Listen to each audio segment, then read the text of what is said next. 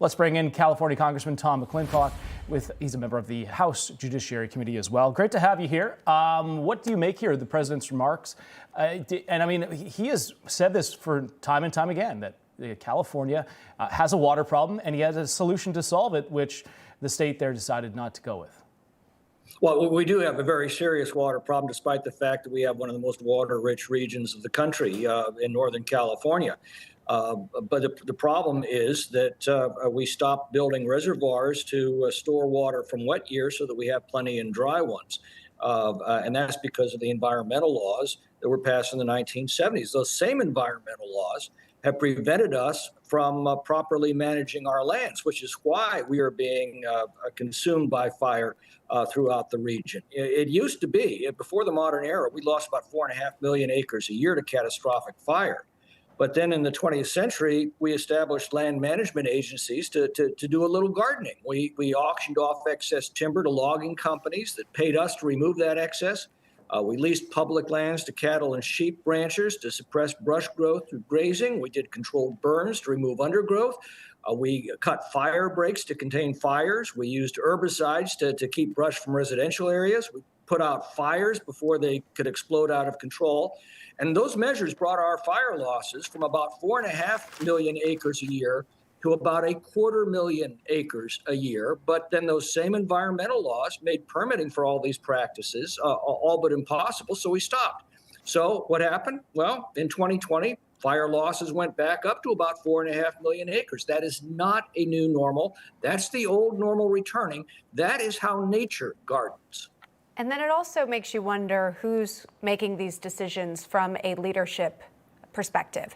That being, of course, the California governor, Gavin Newsom, the LA mayor, Karen Bass. President Trump plans to visit LA this Friday. What do you expect to come from that visit? And do you believe Newsom would be willing to work with Trump in this moment? Newsom is an incompetent ideologue.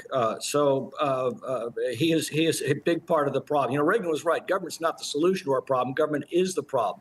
We've got to remove the restrictions that prevent us from selling excess timber to loggers so that they can remove it before it burns, and restore grazing, and remove the restrictions on cutting fire breaks and doing controlled burns. And we need to remove price controls on fire insurance that have forced insurance companies to withdraw from California.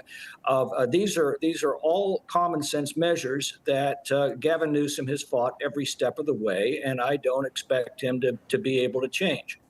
And he's Trump-proofing California, which, you know, now he's the president now, and you want to Trump-proof California? It makes no sense. But President Trump, he was talking about this valve, saying that this valve could bring more water to California. Watch this.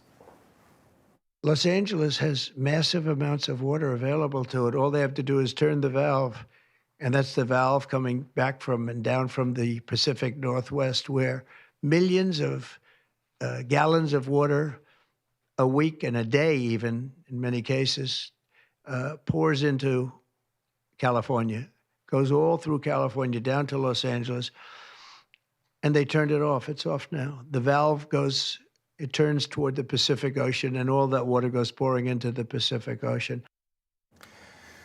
So is the president accurate with that? And secondly, can that valve be opened? And how difficult of a process would that be? Well, I mean, again, that's just a matter of policy, and he's right. There is a great deal of surplus water that could be sent through the California aqueduct to Southern California. You know, that's why we build aqueducts, to move water from wet regions to dry regions. But it's not just that; it's also building more water storage. We have not built a major reservoir in California since the New Melones in 1979. Meanwhile, the population's doubled. Voters have approved about $37 billion of water bonds since 2000, all promising to enhance California's water supply, and yet not a single major reservoir has been constructed.